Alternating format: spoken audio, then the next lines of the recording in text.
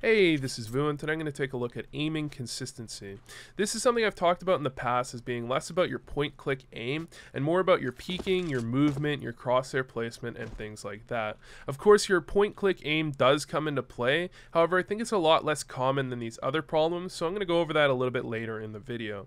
The first thing you want to be looking at if you're having trouble with your aiming consistency is actually your peeking and your crosshair placement. It doesn't matter how good your aim is, if you're constantly making your opponent's shots easy to hit and your shots hard to hit, you're not going to find consistency in any meaningful way. There's a reason the most consistent players in the world, for example coldzera, are more passive players that line up these easy shots and just kind of knock them down compared to more aggressive, more risky players like Fur or JW, who will have more trouble with inconsistency a larger portion of the time. So when you're peeking out, you want to be trying to prioritize peeking in every area that your opponents could be one by one without making yourself easy to hit to any other area while you're doing those peeks. So if you're peeking out towards A here, you might want to peek towards stairs, hold the angle for a second, bench, tri-stack, CT, things like that. Now, of course, you might be questioning, isn't this kind of a dangerous way to play? Aren't these hard angles to shoot? Don't they have an advantage? And this is true, however, this is just kind of a general example. You can go to any bomb site on any map and you can try and do the same thing. Wherever you like to go on any given map, you should be focusing on going to these aim areas, kind of looking at where opponents typically play and lining up those headshots as well as possible. When you do this, you have to move your crosshair as little as possible. A lot of the time, especially against lower level opponents, people are just going to be static, standing still, and you can just hit those easy shots without ever having to move your crosshair. The true consistency there comes when you don't actually have to have any consistency. You just have to not move your mouse and point and click at your opponent. This does come as well in avoiding getting shot, especially when you're on the CT side. You don't want to be sitting in an area, for example tri-stack, where people are going to peek directly towards you and you have a rifle out, because their shot is going to be a little bit easier. They're probably peeking right out on you, or they could be strafing out. You have to hold your crosshair in a weird spot and potentially hit flicks, whereas they're probably peeking out looking at you and they're going to have a much easier shot. So it's going to seem like your aim is worse. However, in fact, the problem is just that your positioning is a little bit weak and you're making their shots incredibly easy to hit. When you're trying to hold a spot on CT side, you want to be playing a little bit less static. Now, I don't think this is necessarily a good idea. However, if you were to try and hold from tri-stack, one of the things you could be doing, rather than holding the angle, is unpeeking, waiting a second, and re-peeking. This means that anybody that peeks out from ramp might peek out to the spot, clear it, and then move on, and then you can peek out looking right at them, and then you've given yourself the advantage rather than them the advantage, and you can hit an easier shot as compared to them. Now, of course, you can't always get that kill because maybe they hit some crazy flick shot, but that's not something that, as I said, people can consistently do, and that's really what aiming consistency is about. Hit the easiest shots as possible, make your opponents hit the hardest shots possible. So movement and crosshair placement, of course, is the most important part. However, one of the things you want to also be realizing is this next bit of crosshair placement is not focusing on holding your crosshair as close to the corner as possible.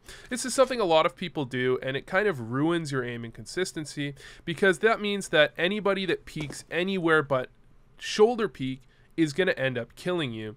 And while it does seem reasonable to expect a very narrow shoulder peek, and a lot of people worry about it, you have to realize that that is a lot less common than you actually realize. More often than not, people peek a little bit out from a narrow shoulder peek. They're not peeking directly at your angle, and you can hold your crosshair out a little bit, hopefully so that if they strafe out, you also have an easier shot as well. This is the type of thing you want to be doing as much as possible.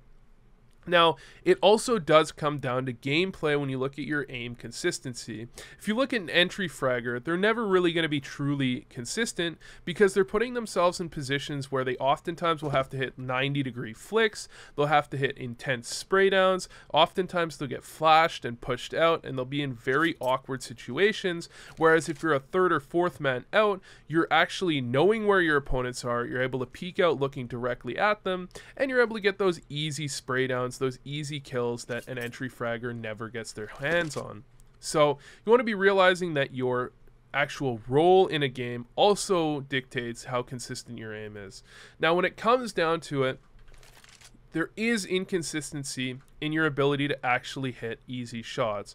Some people will have a hard time hitting those easy shots every time. Some people will have a hard time hitting flick shots every time. And that really does come down to a couple things. The main one being practice, and again, crosshair placement.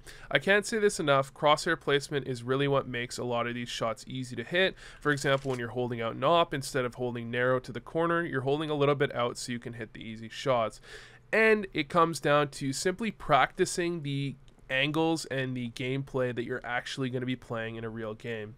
This comes down to the type of thing where people say, I'm really good in death matches, however I have a lot of trouble in real games hitting my shots, and a lot of the time it's because you're practicing different things in deathmatch than you do in real games.